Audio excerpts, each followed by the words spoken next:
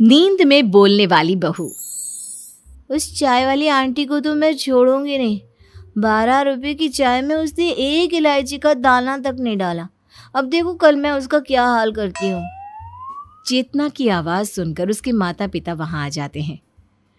हे भगवान, शादी की उम्र हो चुकी है इस लड़की की, लेकिन अभी तक इसकी नींद में बोलने की आदत नहीं गई। अब इसमें इस बेचारे की क्या गलती? ऐसे तो सुबह तो कुछ याद भी नहीं रहता। यही तो दिक्कत है। कल को इसे पराए घर जाना है, वहां पर भी अगर इसने ऐसे ही नींद में अपनी सास की बुराई शुरू कर दी तब क्या होगा? खुद तो भूल जाएगी, लेकिन वो लोग तो नहीं भूलेंगे ना। अरे तो इसमें गलत क्या है?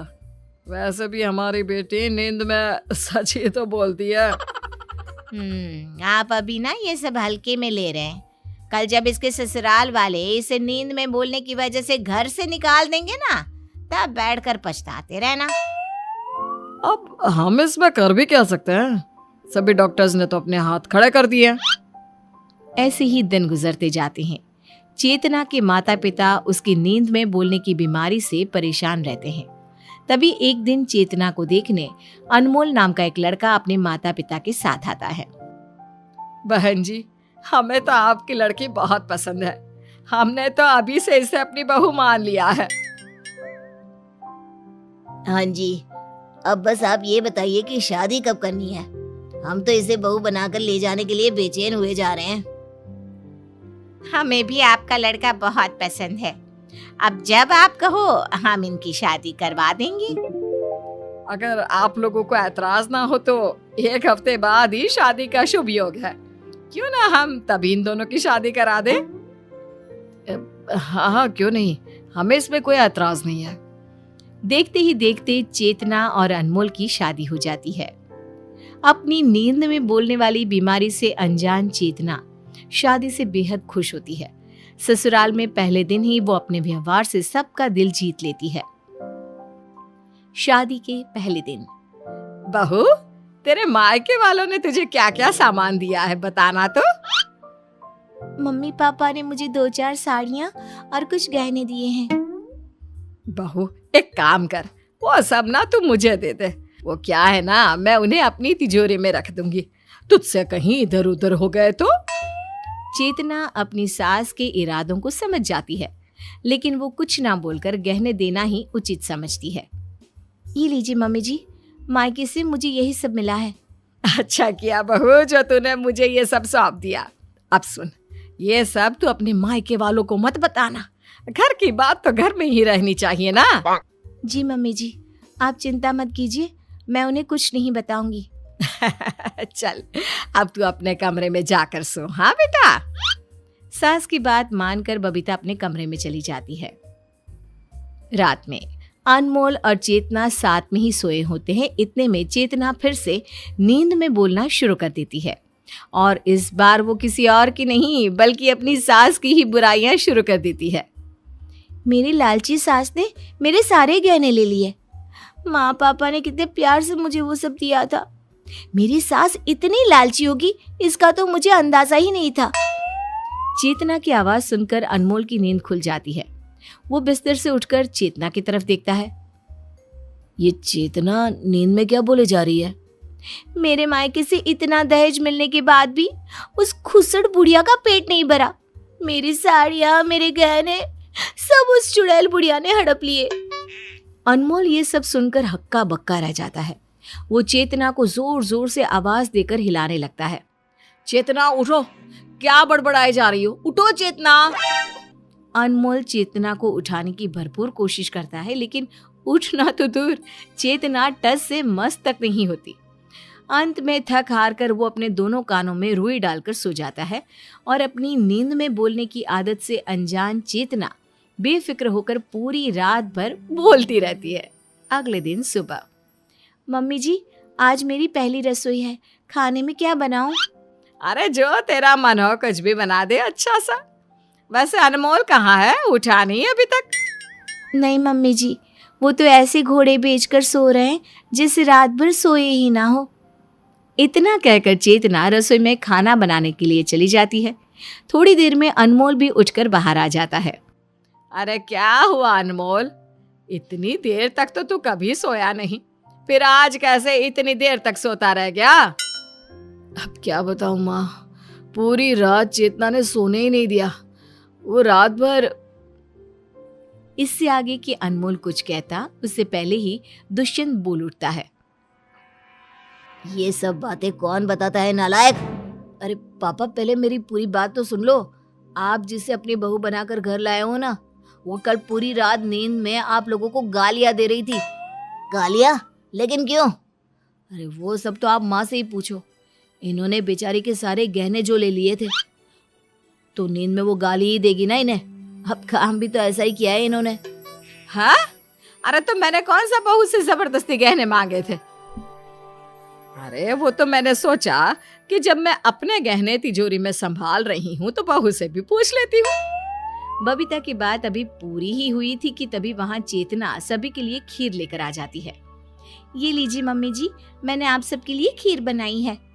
वाह चेतना, ये सही है, कभी शोला तो कभी शबनम। क्या मतलब? मतलब ये कि कल रात भर तो तुम मम्मी को गालियां दे रही थी, कोस रही थी, और अब ऐसे खीर खिला रही हो जैसा तुम इनसे कितना प्यार करती होगी। ये आप क्या कह रहे हैं? मुझे कुछ समझ में नहीं आ रहा। मेरा बेटा बोल रहा है कि कल पूरी रात तुम मुझे गालियां दे रही थी। क्या ये सच है बहू? मम्मी जी, भला मैं आपको गालियां क्यों दूंगी? ऐसा तो मैं सपने में भी नहीं सोच सकती। सपने में ही कल तुम पूरी रात माँ को गालियां दिए जा रही थी। कभी खुसट तो कभी चुड़ैल बुढ़िया बोल रही थी मेरी माँ को। क्या बहू, तुझे मैं चुड़ैल दिखाई देती हूँ? और किस एंगल से मैं तुझे बुढ़िया दिखाई दे रही हूँ, जरा बताना तो। मम्मी जी, मेरा यकीन कीजिए, मुझे कुछ याद नहीं है। इतने में चेतना रोने लग जाती है। चेतना को रोता देख सभी उसे माफ कर देते हैं और हंसी खुशी बैठकर उसके हाथ की खीर खाने लगते हैं। रात में सबके पति देवता होते हैं, लेकिन मेरा पति देवता नहीं, राक्षस है, राक्षस। मन तो करता है उन्हें कच्चा चबा जाऊं। चेतना की खुसुर पुसुर की आवाज सुनकर अनमोल फिर से उठ जाता है और उसकी बातें सुनकर डर से कांपने लगता है। ये चेतना क्या बोल रही है? अभी मुझे एक दिन नहीं हुआ यहाँ आए और उस चिरकुट ने मम्मी जी से मेरी चुगली कर दी। ऐसे पति तो भगवान दुश्मन को भी ना दे जैसा मुझे दिया है। मन तो कर रहा था उनकी खीर में चीनी की जगह जहर मिला दूं। चेतना की बातों से अनमोल के पसीने छूटने लगते हैं। उसे कुछ समझ में नहीं आता कि अब वो क्या करे। वो चुपचाप बिस्तर की दूसरी साइड चद्दर से मुंह ढककर सो जाता है। अगले दिन, बहू, ये अनमोल को आजकल क्या हो गया है? सुबह के 10 बज चुके हैं, लेकिन ये लड़का अभी तक उठा नहीं। जरूर मेरे खिलाफ कोई नई कहानी सोच रहे होंगे। आप उनकी टेंशन छोड़ दीजिए पापा जी, मैं आपके लिए गर्मा गर्म चाय बनाकर लाती हूँ। इतना कहकर चेतना रसोई में जा रही होती है कि तभी वहां अनमोल आ जाता है। चेतना को देखते ही अनमोल थर थर कांपने लगता है। इससे पहले कि चेतना कुछ समझ पाती, अनमोल झट से उससे 2 हाथ की दूरी पर खड़ा हो जाता है। अब इन्हें क्या हो गया? खैर, मुझे क्या। चेतना उसे नजरअंदाज करते हुए रसोई की ओर चली जाती है। क्यों बे नालायक, शादी क्या हो गई? इस घर का नियम भूल गया क्या? 10 बजे सोकर कौन उठता है? आपको बताकर क्या फायदा है, मेरी बात पर तो आपको यकीन होगा नहीं। दुष्यंत कुछ कहता, इससे पहले ही चेतना सबके लिए चाय बनाकर ले आती है। मुझे नहीं पीनी चाय।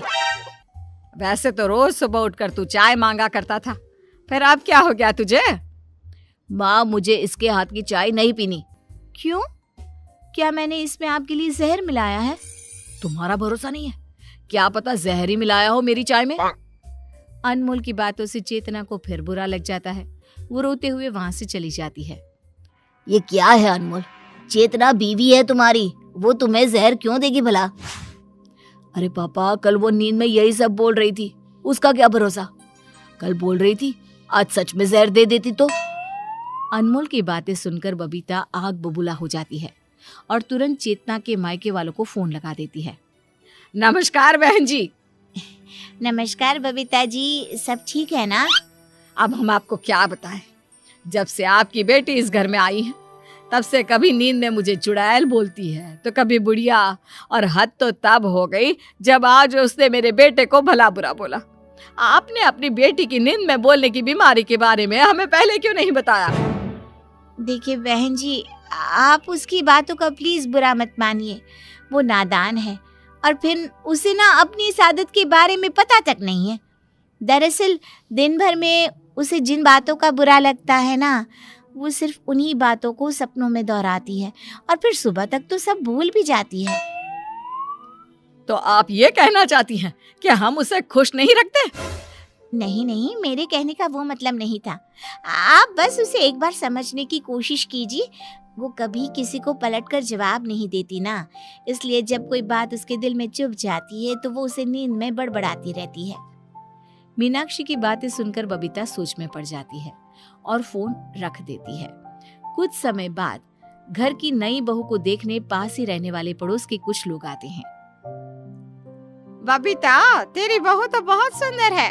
कहाँ से मिली तुझे इतनी सुंदर बहू? अब इसे तो तुम लोग मेरी फूटी किस्मत ही समझ लो कि भगवान ने इसे मेरे पल्ले बांध दिया। क्यों बबीता, तू खुश नहीं है क्या अपनी बहू से? अब खुश रहने के अलावा कोई और ऑप्शन भी है क्या? ये तेरे गले में हार तो बड़ा सुंदर लग रहा है। बहू के मायके वालों ने दिया है क्या? अरे नहीं, ये तो मेरा है। बहू अपने मायके से तो बहुत सस्ती चीजें लाई है। मुझे तो उन्हें पहनने में भी शर्म आ रही है और इसके मायके वालों को देने में भी शर्म नहीं आई। बबीता की ये बातें सुनकर चेतना की आंखें भर आती है। होठों को दबाते हुए वो अपने आंसू रोकने की कोशिश करती है और जब उसमें कामयाब नहीं होती तो भागते हुए अपने रूम में चली जाती है और फूट फूट कर रोने लगती है। माँ, आपको इतना कुछ नहीं बोलना चाहिए था।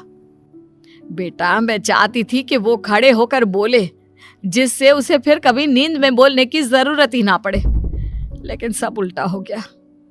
रात में दुष्यंत और बबीता भी चेतना और अनमोल के रूम में आ जाते हैं, जहां वो चेतना को नींद में बड़बड़ाते हुए देखते हैं। मम्मी जी, आज आपने बिल्कुल अच्छा नहीं किया। सबके सामने मेरे परिवार वालों का मजाक उड़ाया। मुझे उनकी बातें सुनकर आज बहुत चोट लगी है। देखा माँ, चेतना को कितना बुरा लगा है। मीनाक्षी जी सही बोल रही थी। चेतना कभी बड़ों का अनादर नहीं करती, उन्हें पलटकर जवाब नहीं देती, लेकिन जिन चीजों से उसे ठेस पहुंचती है वो उसे नींद में बोलती है। गलती हमारी है, हम बहू को समझ ना सके। जिसे हम लोग बीमारी का नाम दे रहे थे वो बीमारी नहीं, इसके दिल के आंसू थे। सच में पापा, हमने इसे समझने में बहुत बड़ी गलती कर दी। यहाँ कोई भी अच्छा नहीं है, कोई भी मुझसे प्यार नहीं करता, सब मुझे टोकते हैं। अनमोल जी भी मुझसे दूर भागते हैं। आप कहाँ हो मॉम डैड? मुझे यहाँ से ले जाइए, मुझे नहीं रहना यहाँ। चेतना के दर्द भरी बातें सुनकर सभी की आंखों में आंसू आ जाते हैं। मेरी बहू जैसी भी है, मुझे स्वीकार है। मुझे भी मम्मी। इसने सारा दर्द अपने सीने में छुपा कर रखा, लेकिन किसी से एक शब्द नहीं कहा। इससे अच्छी पत्नी मुझे कोई और मिल ही नहीं सकती। चलो, बहुत रात हो गई है, अब तुम लोग भी सो जाओ और बहू को भी सोने दो। अगले दिन सुबह जब चेतना उठती है तो सब लोग उससे बेहद प्यार से बात करते हैं, उसे अपनापन महसूस कराते हैं और अब तो उसका पति भी उससे दूर नहीं भागता। एक रात में अचानक सबका बदला व्यवहार चेतना को बेहद पसंद आता है। अब वो हंसी खुशी सबके साथ रहती है।